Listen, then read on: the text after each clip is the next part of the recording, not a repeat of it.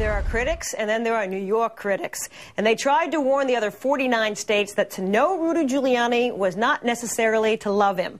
Our fourth story in the countdown to 2008. He can run to New Hampshire, but he can't hide. The harder Mr. Giuliani campaigns in the Granite State, the worse things get for him.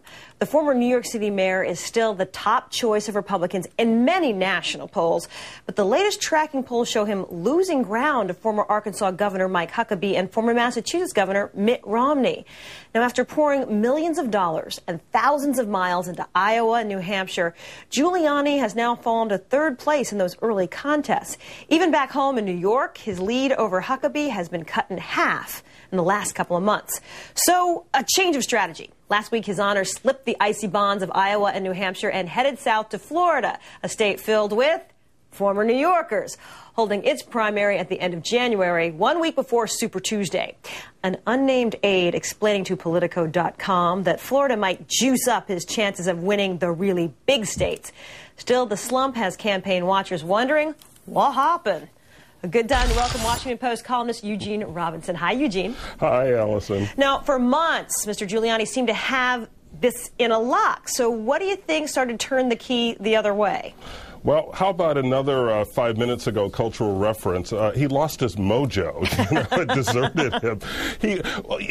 Rudy Giuliani was leading, therefore he was leading. The fact that he was so far ahead in the national polls, because he was known, people knew the name, people knew, kind of knew about what he had done in New York and remembered him from 9/11. And because he was ahead, just that fact seemed to give energy and direction and momentum to the campaign.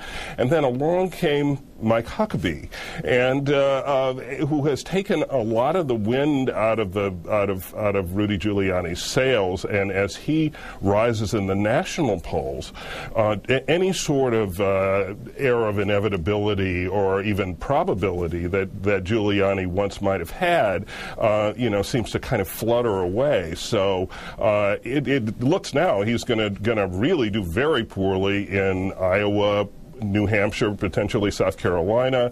Yeah, time to go to Florida. So Giuliani had the strategy that, I'll just say 9/11 a lot, and that was working for a while. Why has that run its course, apparently? Two things. One, repetition kind of, I think, numbed the effect of saying 9/11 over and over and over again. Second, this became a different kind of election. A few months ago, it looked as if a really, really major issue in this election was going to be, national security, war on terrorism, Iraq. Well, of course, that's still a huge issue. But this has become more of a change election and more of a focus on domestic issues. These are his weak points, and so 9/11 just doesn't have the impact that it was having a little while ago. All right. You just said the election was going to focus on some domestic issues, which many aren't a strong suit, and then the terrorism thing isn't working anymore. So what should he concentrate on?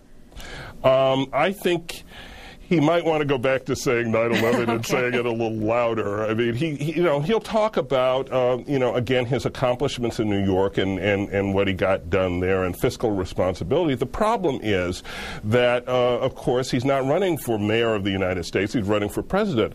And the fairly reasonable positions he has on a lot of domestic issues, immigration, abortion, gun control, of course, he can't talk about those at all in the Republican primaries because they run counter to the views of many Republican primary voters. So I think it's 9/11 through a megaphone, maybe. All right, let's get back to Florida. The former mayor has said repeatedly that he's doing well in Florida. 2 weeks ago, he told Tim Russert on Meet the Press that he was 18 points ahead. Is it a wise strategy just to pass by this first week of January, head to Florida, and use it as a springboard to Super Tuesday? Well, it's not a wise strategy if you believe some of the more recent tracking polls in Florida, which show Huckabee and even Romney gaining ground on him rapidly in Florida. I mean, it's kind of a double or nothing strategy to skip the early primaries. Not skip them, but to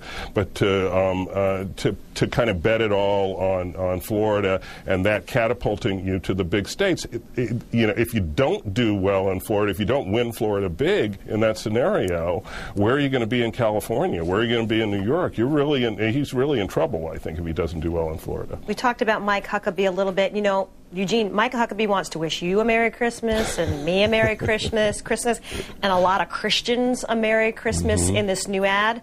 Let's look at it. Are you about worn out of all the television commercials you've been seeing? Mostly about politics. I don't blame you. At this time of year, sometimes it's nice to pull aside from all of that and just remember that what really matters is the celebration of the birth of Christ and being with our family and our friends. I hope that you and your family will have a magnificent Christmas season. And on behalf of all of us, God bless and Merry Christmas. I'm Mike Huckabee, and I approve this message. Am I a bad person to think that's more than just him wishing me Merry Christmas?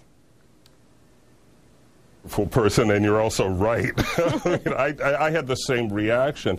Look, the White House is not a parsonage, and the United States of America is not a giant evangelical megachurch. And, you know, a president or someone running for president of the United States, I think, should have an expansive enough view of the country to try to include non-Christians and non-evangelical Christians in his holiday message. I think that was very pointed, you know, directed at evangelical Christian voters whose support he wants in Iowa and South Carolina and the rest of the country. Eugene Robinson of The Washington Post, great thanks for joining us. Great to be here, Alice.